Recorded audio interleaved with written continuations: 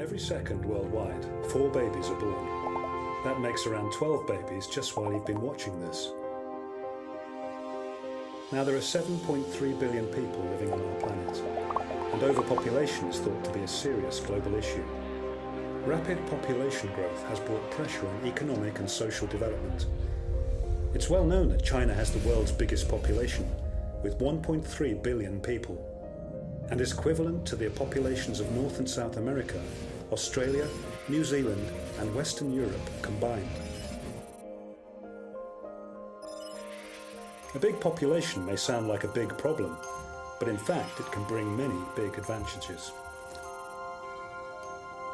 A large workforce has helped China become one of the world's biggest economies in just one generation. This has lifted 800 million people out of poverty and enabled China to build the largest education system in the world. But a big population also means greater pressure on resources. Finding the balance between population and resources is an issue that all governments face. Many introduce policies designed to affect the growth or demographic of their population. Japan has the world's highest numbers of over 65-year-olds, which means its government has adapted working and healthcare policies to cope. Countries with low birth rates offer financial incentives for families to have more children. China's most famous population policy was the one-child policy. In 2015, China revised the population law and encouraged couples to have 2 children, which could mean an extra 15 million babies born in the next 5 years. When China already has the world's biggest population, why encourage an increase in the birth rate? Before the one-child policy, a typical Chinese family had around 6 children.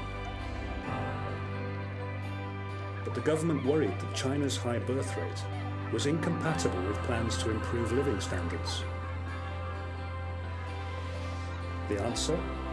A national campaign to promote birth control. So by the end of the 1970s, the typical Chinese family had only 3 children.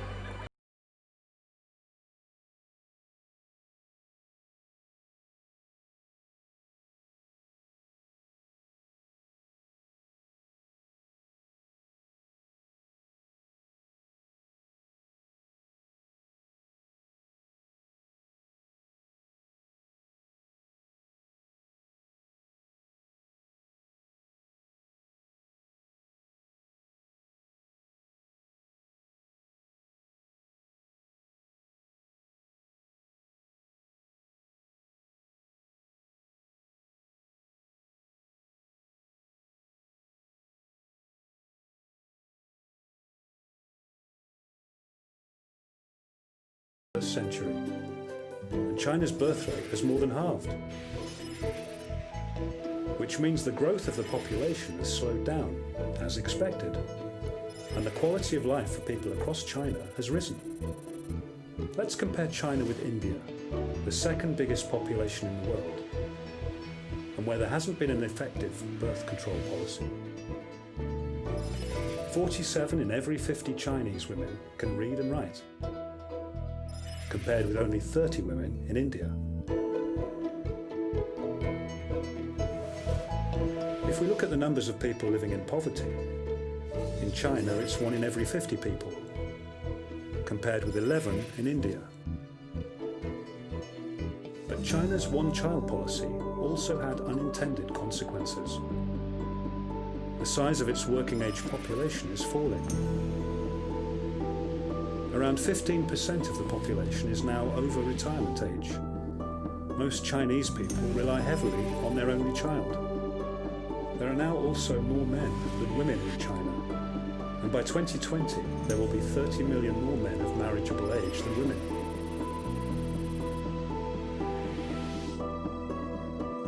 Some people believe that the one-child policy has altered family life, creating a generation of little emperors who are both adored and pressurized by their tiger mums and dads.